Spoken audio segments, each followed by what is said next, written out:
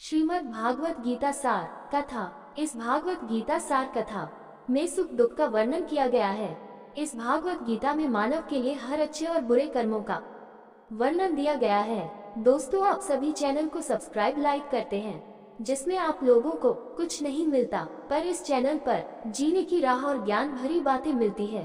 तो आपसे निवेदन है कि हमारे चैनल को आप सब सपोर्ट करें और हौसला दें कि हम आप लोगों के लिए अच्छा ज्ञान, अच्छी बातें और अच्छे राह पर चलने के लिए अच्छा ज्ञान आप सबके लिए पहुंचाता रहूं। नमस्कार मित्रों, आप सबका हमारे चैनल पर स्वागत है। दोस्तों, इस चैनल पर सारे वेदों का ज्ञान मिलेगा। भगवत गीता अध्याय 6 श्लोक 3। आरुक्षो मुनेर योग कर्म कारण उच्यते योगरुस्य तस्याक्षम कारण उच्यते।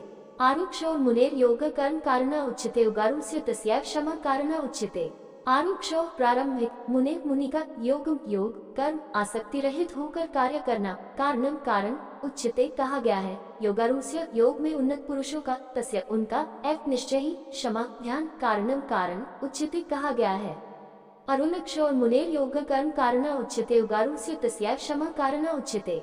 अनुवाद: जो आत्मा योग में पूर्णता की आकांक्षा रखती है, उसके लिए आसक्ति रहित कर्म ही साधन कहा गया है। जो मुनि योग में उन्नत हो चुका है, उसके लिए ध्यान में शांति ही साधन कही गई है। अध्याय 3 के श्लोक 3 में श्री कृष्ण ने बताया है कि कल्याण प्राप्ति के दो मार्ग हैं, चिंतन का मार्ग और कर्म का मार्ग। इनमें से उन्होंने अर्जुन को कर्म का मार्ग अपनाने की सलाह दी। फिर अध्याय 5 के श्लोक 2 में उन्होंने इसे श्रेष्ठ मार्ग बताया। क्या इसका अर्थ यह है कि हमें जीवन भर कर्म करते रहना चाहिए? ऐसे प्रश्न का पूर्वानुमान लगाते हुए श्री कृष्ण इसकी सीमाएं निर्धारित करते हैं। जब हम कर्मयोग करते हैं तो इससे मन की शुद्धि होती है और आध्यात्मिक ज्ञान परिपक्व होता है। लेकिन एक बार जब मन शुद्ध हो जाता है और हम योग में आगे बढ़ जाते हैं, तो हम कर्मयोग को छोड़ सकते हैं और कर्म संन्यास ले सकते हैं। अब भौतिक गतिविधियां किसी काम की नहीं रह जाती और ध्यान ही साधन बन जाता है। अतः हमें जिस मार्ग पर चलना चाहिए वह हमारी पात्रता पर निर्भर करता है, और श्री कृष्ण इस श्लोक में पात्रता के मानदंड बताते हैं। वे कहते हैं कि जो लोग योग के इच्छुक हैं, उनके लिए कर्म योग का मार्ग अधिक उपयुक्त है, और जो लोग योग में उन्नत हैं, उनके लिए कर्म संन्यास का मार्ग अधिक उपयुक्त है। योग शब्द का तात्पर्य लक्ष्य और लक्ष्य तक पहुंचने की प्रक्रिया दोनों से है। जब हम इसे लक्ष्य के रूप में बोलते हैं, तो हम योग का अर्थ ईश्वर से मिलन के रूप में लेते हैं, और जब हम इसे प्रक्रिया के रूप में बोलते हैं, तो हम योग का अर्थ ईश्वर से मिलन के मार्ग के रूप में लेते हैं। इस दूसरे संदर्भ में योग एक सीढ़ी की तरह है जिस पर चढ़कर हम ईश्वर तक पहुंचते हैं। सबसे निचले पायदान पर आत्मा सांसारिकता में फंसी हुई है और चेतना सांसारिक पदार्थों में लीन है। योग की सीढ़ी आत्मा को उस स्तर से उस अवस्था तक ले जाती है जहां चेतना ईश्वर में लीन हो जाती है। सीढ़ी के विभिन्न पायदानों के अलग अलग नाम हैं, लेकिन योग उन सभी के लिए एक समान शब्द है। योग आरुरुक्षु वे साधक हैं जो ईश्वर से मिलन की आकांक्षा रखते हैं और जिन्होंने अभी अभी सीढ़ी चढ़ना शुरू किया है। योग आरूढ़ वे हैं जो सीढ़ी पर ऊंचे हो गए हैं। तो फिर हम कैसे समझें कि कोई व्यक्ति योग विज्ञान में उन्नत हो गया है? श्री कृष्ण आगे इसका वर्णन करते हैं। भगवत गीता अध्याय 6 श्लोक 4। यदा हि नेन्द्रियार्थेषु न कर्मस्वनुषिचते सर्वसंकल्प संन्यासी योगारूढ़स्तदोच्यते। यदा हि नेन्द्रियार्थेषु न कर्मस्वनुषिचते सर्वसंकल्प संन्यासी योगारूढ़स्तदोच्यते।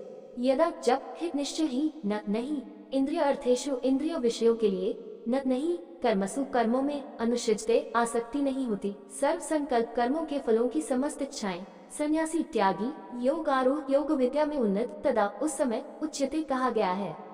यदा हि नेन्द्रियार्थेषु न कर्मस्वनुषिचते सर्वसंकल्प संन्यासी योगारूढ़स्तदोच्यते।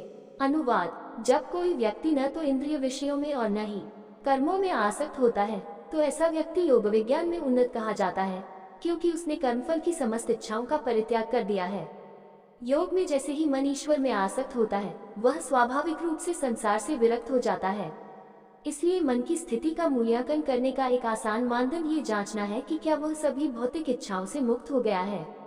एक व्यक्ति को संसार से विरक्त तब माना जाएगा जब वह अब इंद्रिय विषयों के लिए लालसा नहीं रखता है और न ही उन्हें प्राप्त करने के लिए कोई कर्म करने के लिए इच्छुक है।